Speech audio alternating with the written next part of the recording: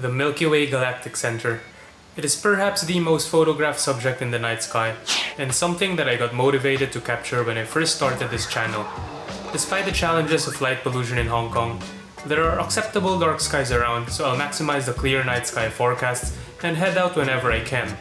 But there's just a tiny little problem. The galactic center is not visible throughout the year and is only visible in the night sky roughly around March until October. So I plan to bid her farewell for tonight, at least if she's not shy and shows herself.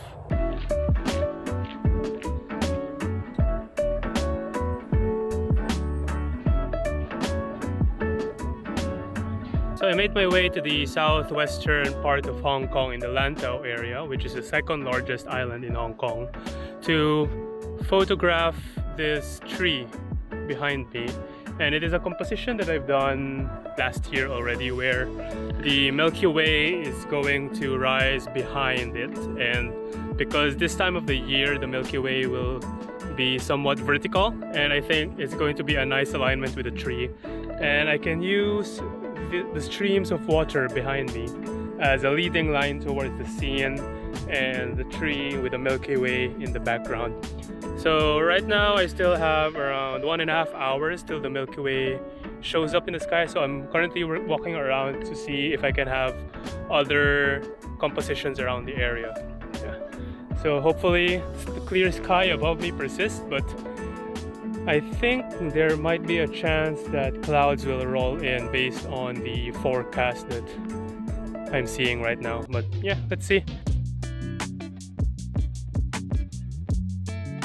So behind me there are a number of people over there by the beach, and I think they're scavenging for some clams, which is, I think, a popular thing to do around this part of Lanta. And I see there are also other photographers over there behind with some big telephoto lenses, and I think they're trying to photograph some of the birds around here. So I think later I might have to get my feet a bit wet, because I found these dead roots, dead branches, trees. I'm not sure how to call them. Let me know in the comments below.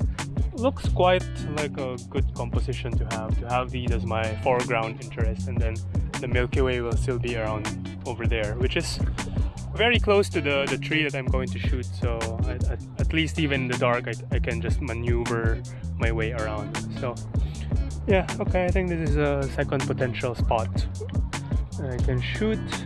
And other than that, I don't think there is any other photographic interest around the area. And this time of the year, the Milky Way won't really be appearing in the sky for that long. I think for tonight I only have around 1.5 hours of shooting time. That's why I really have to find my compositions in advance, so that I don't waste around much time in the dark trying to move around and find them. Okay, so we're approaching blue hour now, and the Milky Way will be visible when it's already the true nighttime. So that's in about an hour.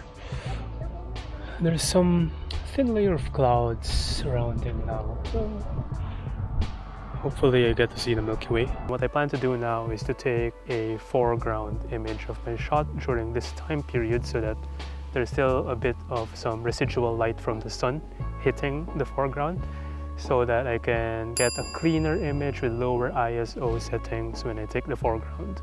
And then I will make sure to keep my tripod on the same spot and take a night sky image later on, and then I can blend the two together so that I'll have a clean foreground, and then I can stack some exposures for the sky and see the Milky Way in a cleaner way later on when it appears. There are a few details I didn't like with this outcome. The first one being that I forgot to check on the tree and missed out that the leaves were blurred because of the wind.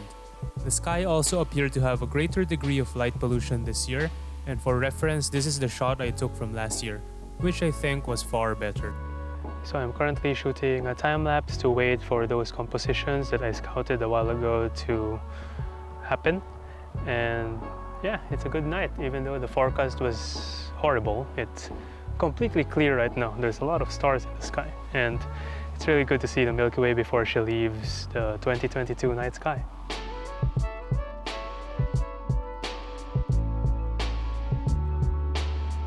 Just my luck.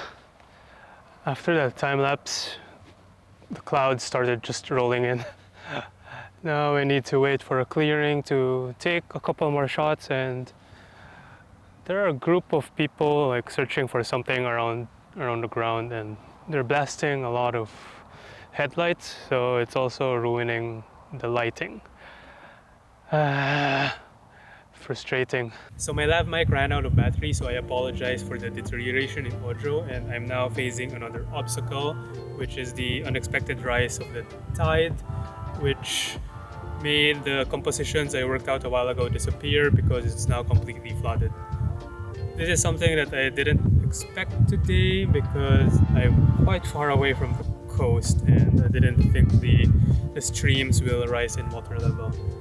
Yeah, well, what can we do?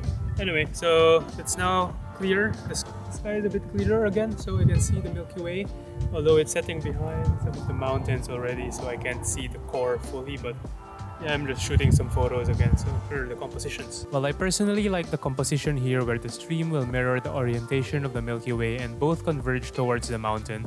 I noticed that the stars had a bit of trailing and not crisp. Well, lessons learned and the mistakes you make when you are in a rush. But this is how we improve in photography. So you want to know what the worst part about tonight's shoot was? It's the soggy socks. Nothing worse than this feeling. But at least I was able to accomplish what I set out to do tonight, which is to shoot the Milky Way one last time for this season.